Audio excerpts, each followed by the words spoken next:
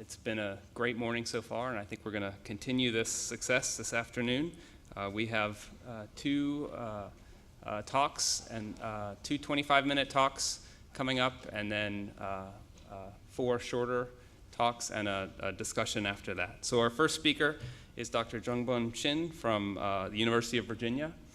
Dr. Shin is an associate professor in the Department of Neuroscience, and his research focuses on understanding the molecular and mechanisms underlying hearing and deafness with a specific focus on sensory hair cells. Welcome. All right, thank you so much. Is the mic working? Yeah. Okay, good. So first of all, I would like to thank the organizers for the invitation. It's great to be here. As Mike said already, my lab is interested in the molecular mechanisms that underlie our sense of hearing and balance, and especially to understand what goes wrong when we develop hearing loss and deafness. So this is quite a niche area, so I would like to begin by giving you a short introduction of how we think hearing works. So this is the ear, and sound is nothing else than changes in air pressure, vibrations in the air.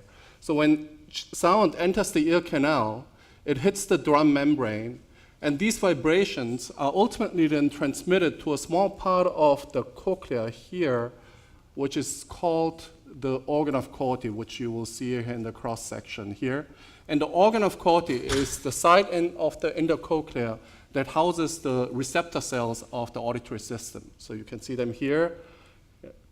This is a cross section. You can see 3 rows of so-called outer hair cells and 1 row of inner hair cells. And these little stubs here, they are called hair bundles, and they are very important for the function of the hair cell.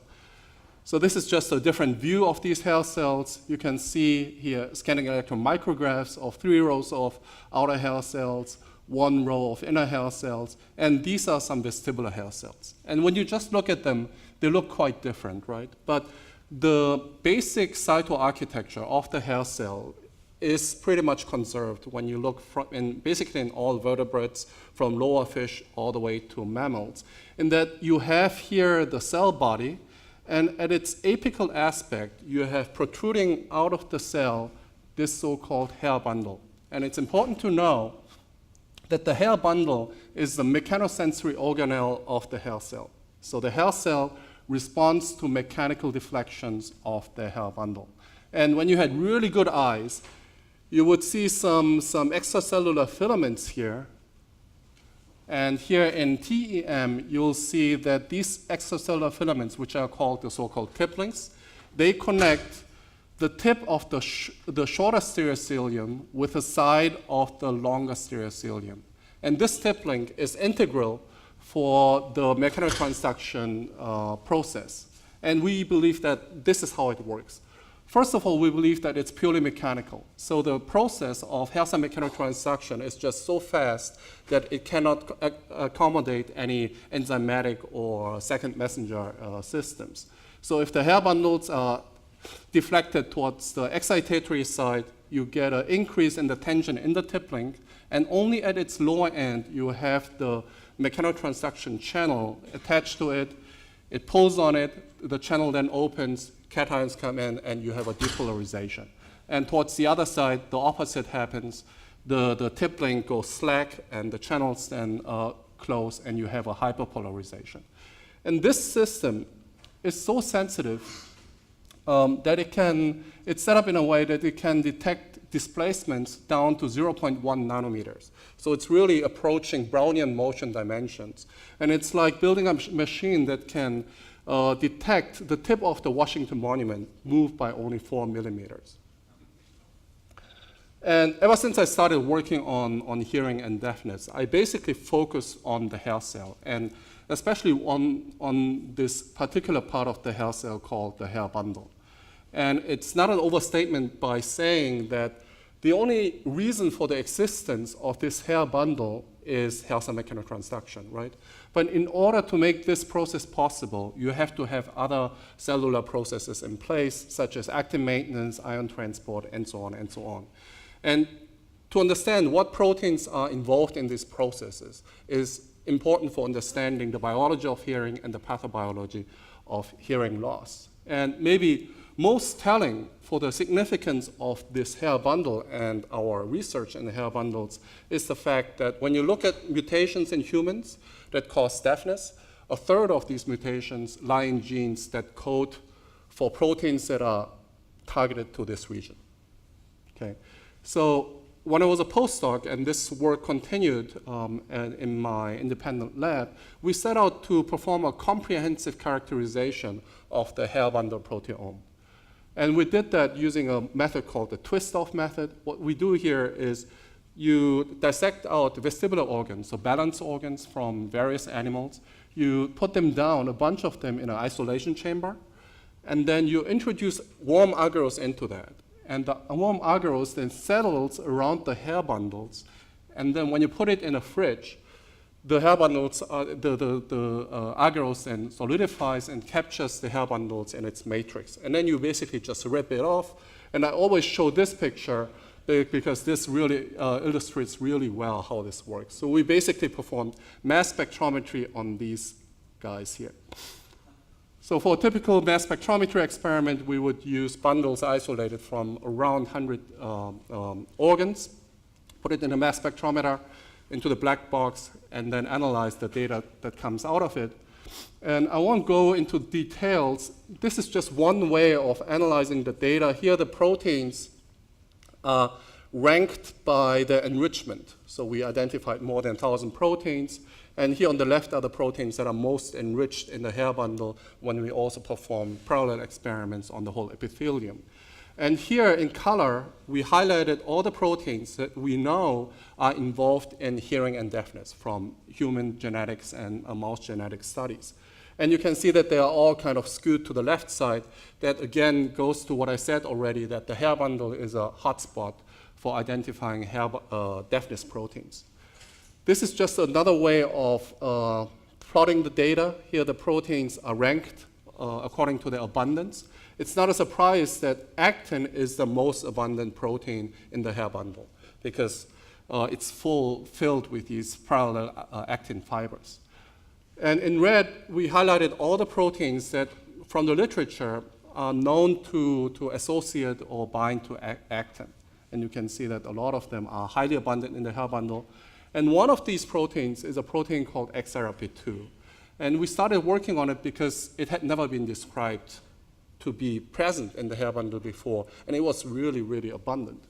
And it's actually a known protein. It was a well-studied protein. Several papers had been reported about its role in the strident muscle, so, and also in cardiomyocytes. So these are now two cardiomyocytes that are intercalated with each other here. And XRP2 was known to be localized here at the intercalated disc and at the Z disc. So they didn't really know what this protein exactly is doing, but it was assumed that it's important for maintaining these highly strained areas of the hair cell. So because it had never been described before in the hair cell, we then looked where is it expressed. We made antibodies against XRP2, and here we looked at E15 to P20. And you can see this is the phalloidin staining, which we always use to counterstain hair cells because it lights up the hair bundle so nicely. And you can see XRP2 basically co-localizes with actin. And this is the auditory organ. And in the vestibular organ, you can also see the same. And something striking, when you take a closer look, here, and we have done this with two different antibodies, is that first we thought XRP2 co-localizes with actin. But then when you take a closer look, you can see that it actually doesn't co-localize. It's actually localized around the ring, around the actin core, right? So we don't know what the significance of this localization, pattern, but we believe that this is maybe the key to understanding what this protein XRP2 is actually doing in the hair bundle. So around that time, that was about 3 years ago when we had this data, and then we really were desperate to have a knockout mouse. And around that time, a strange technology called CRISPR came out. And I read the first papers, and I thought, this is just too easy to be true. But then I thought, let's just try it out. And in a matter of, I think, 5 to 6 weeks, we had our knockout mouse. So it's, I don't have to emphasize how impactful the CRISPR technology has been for biomedical research. So we introduced a deleterious mutation here in this exon 2. We had 2 antibodies that recognized something upstream and something downstream. And with both antibodies, we could show that the protein staining was gone. In the beginning, when we looked at the structures, we were disappointed because there didn't seem to be a clear phenotype. But then, as you can see here, but then when we take a closer look at slightly older ages, at P12, for example, you can see here, this is one hair bundle of one hair cell, outer hair cell, and they have these beautiful staircase formation and these fence-like structures here. And you can see that the shortest row of stereocilia start degenerating in the knockout mice, and this gets progressively worse, and they also start losing hair cells. And when we then test the hearing in these mice, and we can do that by performing auditory brainstem responses. Here's the mouse that is anesthetized, in case you haven't seen it. We could show that these mice develop high-frequency hearing loss in a progressive manner. Okay. Good. Now I want to change gears a little bit. So far, I've only been talking about the hair bundle, right? But there's another F-actin structure, F-actin-rich structure in the hair cell called the cuticular plate. So here you can see the hair bundle that I talked about already. And so this is the cuticular plate. The cuticular plate is basically the foundation on which the skyscrapers of the hair bundle is anchored in. And it is just generally believed that the cuticular plate is important for hearing, but there hasn't been a really good mouse model to really study a specific defect in the cuticular plate and its impact on hearing. So here, when you look at the cuticular plate, this is the F-actin in the cuticular plate. It's very different from the very parallel F-actin structures in the hair bundles. It's basically more amorphous gel-like F-actin network. And we were somewhat lucky to be able to study this cuticular plate because as it turned out, and this is something that we had reported previously, the hair bundle isolation, as you can imagine, is not perfectly clean. And some of the contamination actually comes from the cuticular plate. You can see here isolated hair bundles here, and this is basically a co-purified cuticular plate, right? And so in the list of proteins that we say are hair bundle proteins, some of those proteins will be rather enriched in the cuticular plate rather than in the hair bundle. And that was the case with a protein called LMO7. So this is antibody staining for LMO7. You can see here in the cochlea and the utricle. You can see it's very highly specific for the hair cells, 3 rows of outer hair cells, 1 row of inner hair cells, and this is here also the hair cells. So also LMO7 has been also decently studied. It's highly enriched in the heart, lung, and the skeletal muscles, and it's supposed to be localized at adherence junctions and to interact with alpha-arfadin and alpha-actinin. And so in this case also, we just, because at that point, CRISPR was really well established in the lab, and we thought, let's just knock it out.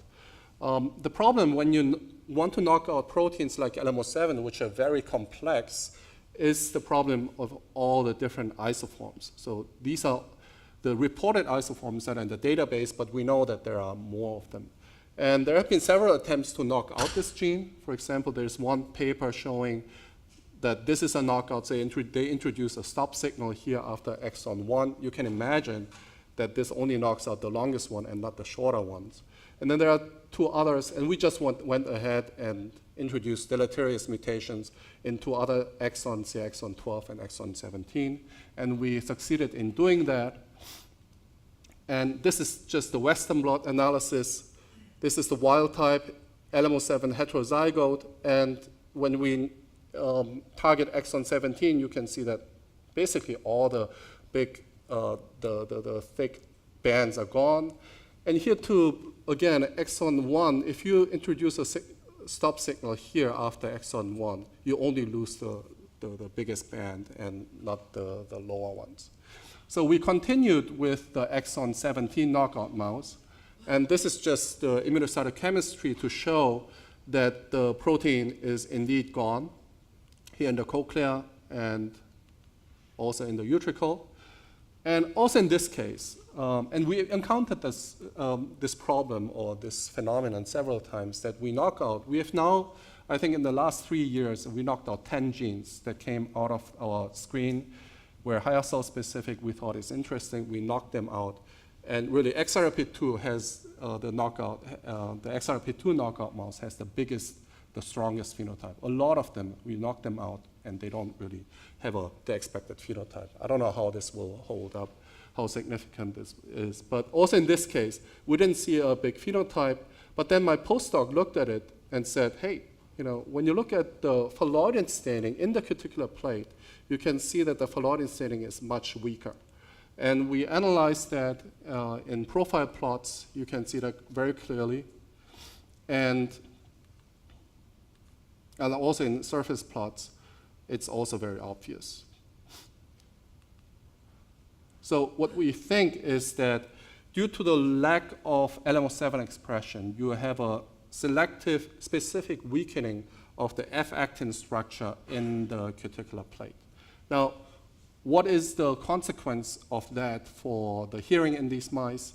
It's not at 6 weeks, we don't see any defect. At 11 weeks, also not.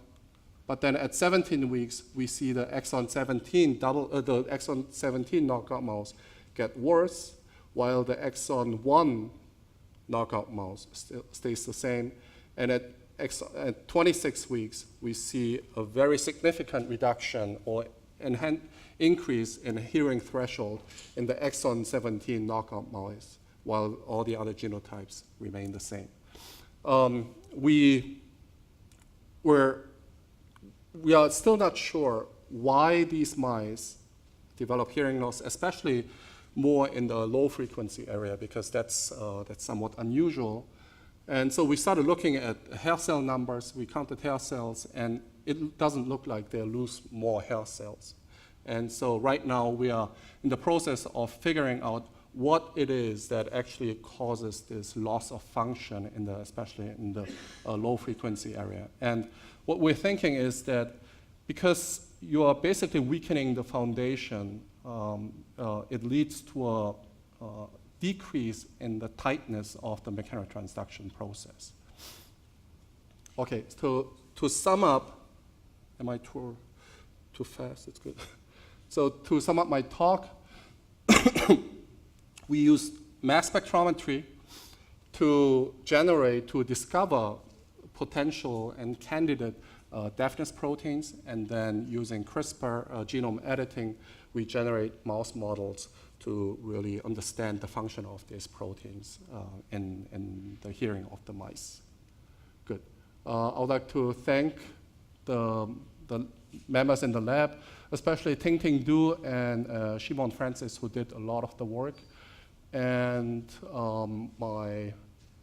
the funding source here at NIH. Thank you so much.